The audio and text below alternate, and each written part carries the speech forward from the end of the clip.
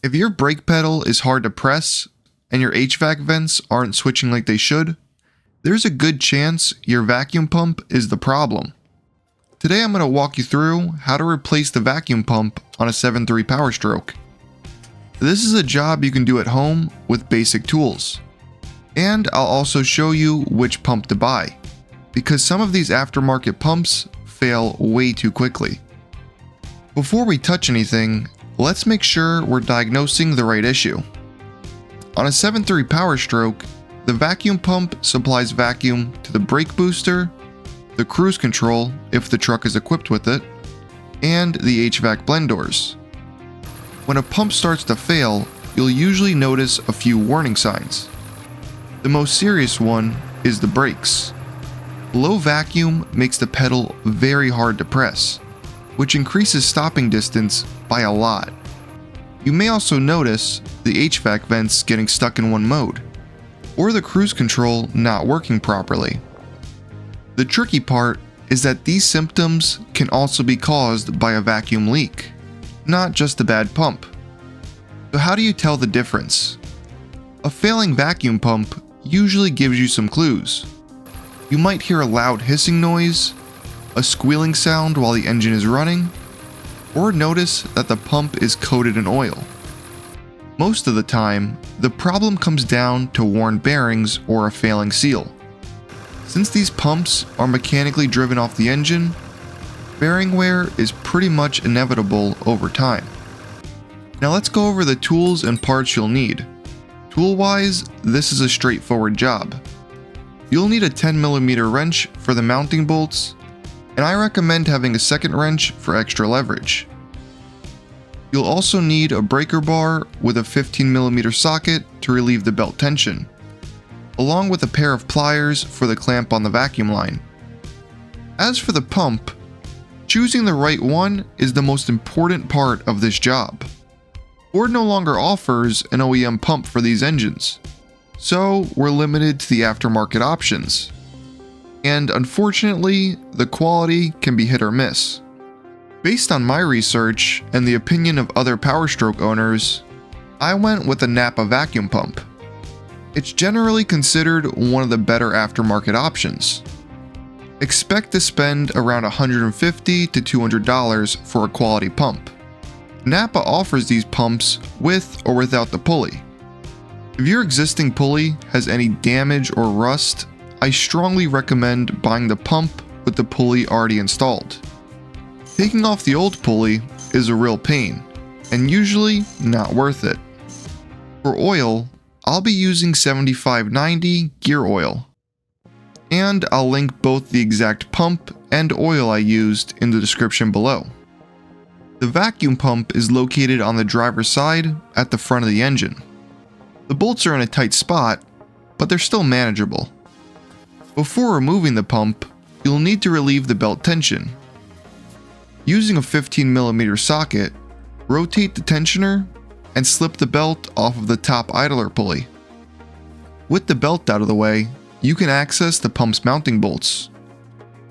There's 3 bolts holding it in place. I used a 10mm wrench to remove them. If they're tight, using a second wrench for extra leverage makes the job much easier. Once the bolts are out, there's a single vacuum line on the back of the pump. It's usually secured with a small clamp that can be removed with pliers. The hose can be stubborn, so take your time working it off.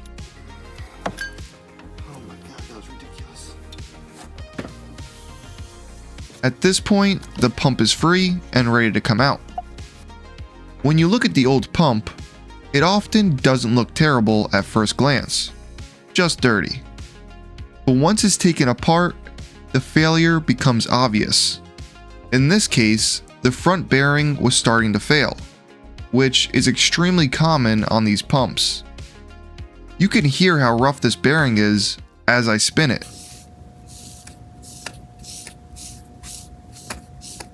Especially compared to a new one.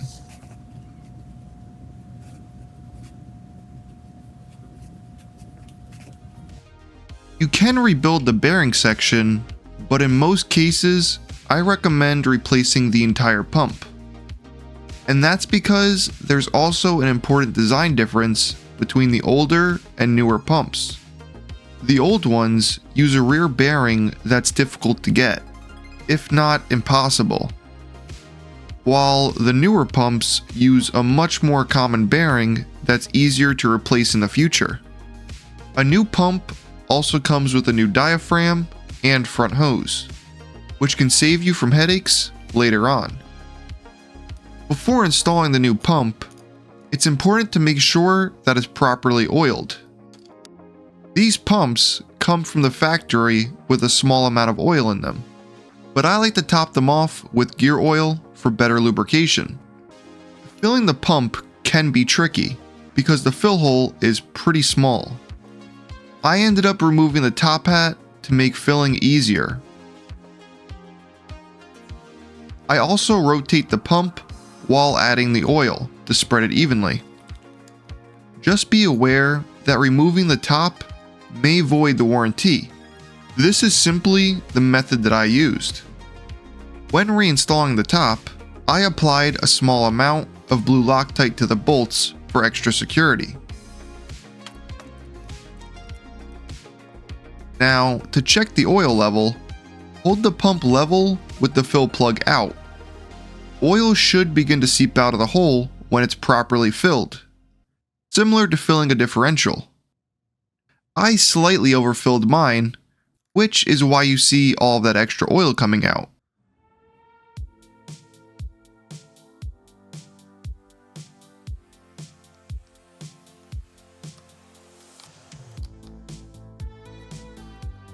With the pump properly filled, installation is basically the reverse of removal.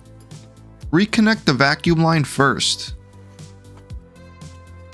Then install the mounting bolts with a bit of blue Locktight. A ratcheting wrench makes a huge difference here, and I wish I had one. I don't have an exact torque spec for the bolts, I just snugged them down tight.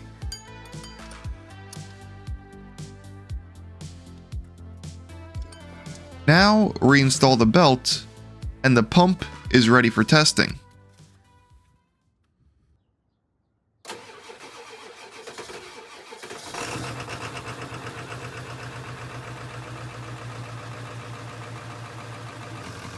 After startup, the pump is doing exactly what it's supposed to. The brakes feel great, and the HVAC vents are switching properly. I still have a belt squeak, but that's a separate issue for another day. After a short test drive, make sure to inspect around the pump for any oil leaks. So that is how you install a vacuum pump on a 7.3 Powerstroke. If you enjoyed this fix and want to see more repairs like it, you can watch this video right here.